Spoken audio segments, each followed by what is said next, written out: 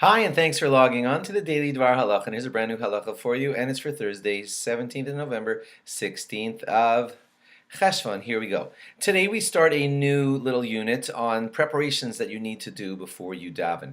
It says in Amos a special phrase which is basically says that you need to prepare yourself before you come before God to pray.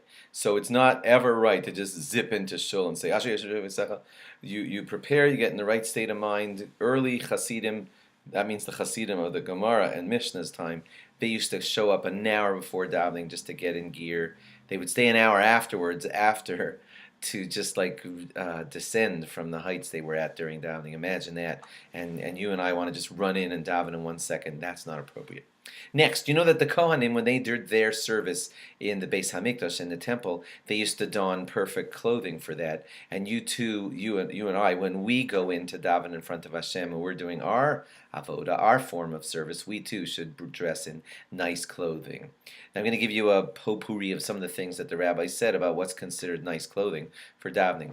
The Rambam says that a person has to wear socks while davening. Even if you got shoes that are covering your feet or Crocs or whatever, it's not appropriate to daven without socks. I know there are those that debate this, but that's I'm getting these halachas from Halachically Speaking by Rabbi Leibovitz.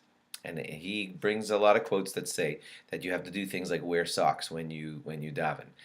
If you're wearing a shirt, it should be tucked in.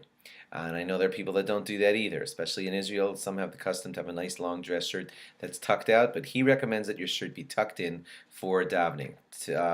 Pajamas, even if they're tznius, modest, and cover you up, generally pajamas and robes are not considered appropriate for davening to God unless you're so sick that you're not able to dress yourself.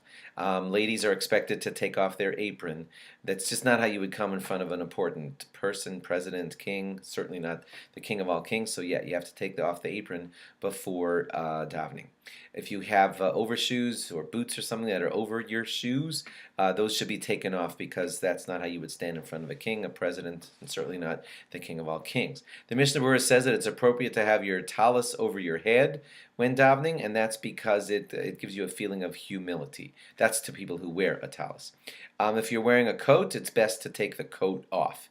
Yes, you might want to wear a jacket for extra respectability, but an overcoat for cold, that should not be worn during davening, unless you're freezing and you need it to stay concentrating.